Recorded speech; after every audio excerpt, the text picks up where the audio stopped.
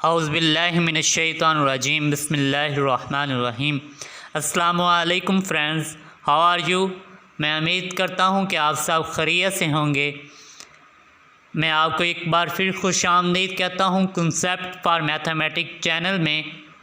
आज हम इम्प्लिक, एक्सप्लिक and parametric function के बारे में बात करेंगे। इम्प्लिक और एक्सप्लिक फंक्शन को समझने से केवल आपको डिपेंडेंट और इंडिपेंडेंट वेरिएबल का पता होना लाजमी है। इंडिपेंडेंट और डिपेंडेंट वेरिएबल पर मेरी एक वीडियो ऑलरेडी मौजूद है, मैं उसका लिंक डिस्क्रिप्शन में डाल दूंगा। आप सबसे पहले वो वीडियो देखें, फिर एक्सप्लिक और इम्प्लिक फंक्शन का कॉन्सेप्ट हासिल कीजिए। और सब टॉपिक स्टार्ट करने से पहले मैं आपसे एक रिक्वेस्ट करूंगा कि जिन लोगों ने अभी तक मेरे चैनल को सब्सक्राइब नहीं किया वो मेरे चैनल को सब्सक्राइब करें, ताकि जितनी भी वीडियो मैं अपलोड करता हूं लेटेस्ट वो आप तक पहुंचती रहें। और बेल आइकन को भी लाजमी क्लिक कीजिएगा।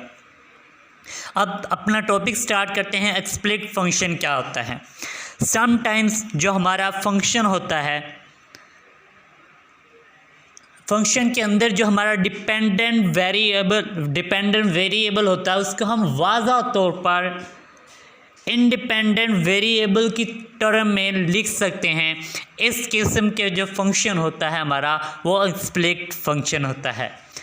अब एक्सप्लिक फंक्शन की डेफिनेशन क्या हुई कि a function in which the dependent variable can be written clearly in terms of the independent variable is called explicit function।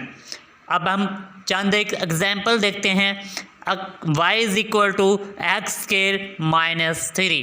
The another example of explicit function is y is equal to x square plus 2x plus 1। Both example के अंदर जो हमारा y है वो dependent variable है और जो हमारा x है वो इंडिपेंडेंट वेरिएबल है। आप वाज़ा तौर पर देख सकते हैं जो हमारा डिपेंडेंट वेरिएबल y है वो कंप्लीटली तौर पर वाज़ा तौर पर जो हमारा इंडिपेंडेंट वेरिएबल x है की टर्म में लिखा हुआ है। अब हम अपने नेक्स्ट टॉपिक की तरफ बढ़ते हैं, वो है इम्प्लिक फंक्शन।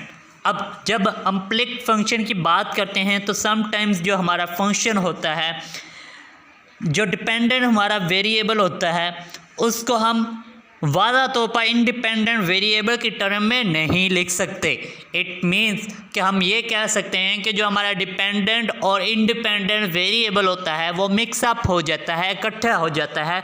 तो इस किस्म के फंक्शन को हम इम्प्लिक फंक्शन कहते हैं। अब इसके डेफिनेशन की तरफ चलते हैं कि implicit function is a function in which the dependent variable has not been given clearly in terms of the independent variable is called implicit function. और इसके एग्जाम्पल देखिए, X square plus X Y plus Y square is equal to 2। The another example of implicit function is X Y का square minus Y plus 9 over X Y is equal to 1। बहुत example के अंदर आप देखिए तो जो हमारा x और वाई यानी कि जो डिपेंडेंट और इंडिपेंडेंट वेरिएबल है वो मिक्सअप है। हम वाज़ा तौर पर जो हमारा डिपेंडेंट वेरिएबल है उसको इंडिपेंडेंट वेरिएबल की टर्म में नहीं लिख सकते, बल्कि यहाँ पे ये मिक्सअप है तो ये हमारा क्या कहलाएगा, इम्प्लिक फंक्शन। अब हम अपने नेक्स्ट टॉपिक की तरफ चलते हैं, पैरामीट्रिक फंक्शन की तरफ। जो पैरामीट्रिक फंक्शन की डेफिनेशन है बेसिकली वो ये है कि sometimes a curve is described by expressing both X and Y as a function of a third variable T और theta which is called a parameter. यहाँ तक पहले सुनते हैं मैंने बात क्या की है। मैंने ये कहने की कोशिश की है कि समटाइम्स जो हमारी कर्व्स के अंदर जो हमारे फंक्शन होते हैं एक्स और वाई उसको हम एज अ थर्ड वेरिएबल के तौर पे टी और थीटा की फॉर्म में हम लिखते हैं, और जो यहाँ पे टी और थीटा है ये हमारे क्या कहलाएंगे, पैरामीटर कहलाएंगे।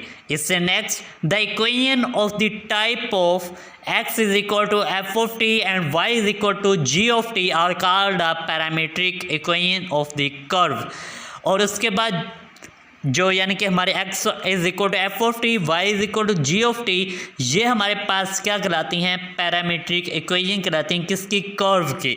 तो उसके बाद the function of the form, ये जो अभी मैं बोलने लगा हूँ, ये जितने भी फंक्शन मैं बोलने लगा हूँ ये तमाम के तमाम पैरामीट्रिक फंक्शन होंगे। यानी कि x is equal to a t का square, y is equal to a t, the another example x is equal to a cos t, y is equal to a sine t, the another example x is equal to a cos theta, y is equal to b sine theta, the another example x is equal to a secant theta, y is equal to a tan theta are called parametric function. ये तमाम के तमाम parametric function है। क्योंकि मैंने अभी बयान किया कि पैरामीट्रिक फंक्शन ऐसे फंक्शन होते हैं जिसमें जो हमारे कर्व के अंदर जो फंक्शन x और y होते हैं उसको हम एज अ थर्ड वेरिएबल के तौर पर यूज़ करते हैं। यहाँ पे जो थर्ड वेरिएबल मैंने यूज़ किए वो t और थीटा है, और मैंने ऑलरेडी बता चुका हूँ जो हमारा t और थीटा है वो हमारे पास क्या होते हैं, वो हमारे पास पैरामीटर कहलाते हैं। उम्मीद करता हूँ कि आपको पैरामीट्रिक फंक्शन की भी समझ आ गई होगी। पैरामीट्रिक फंक्शन में जो हमारे फंक्शन होता है पैरामीट्रिक फंक्शन में जो हम कर्व के अंदर फंक्शन होते हैं x और y, उसको हम एज अ थर्ड वेरिएबल के तौर पे लिखते हैं। उम्मीद करता हूँ कि आपको समझ आ गई होगी कि स्प्लिट फंक्शन क्या होता है, स्प्लिट क्या होता है और पैरामीट्रिक फंक्शन क्या होता है। नेक्स्ट वीडियो तक अस्सलाम वालेकुम।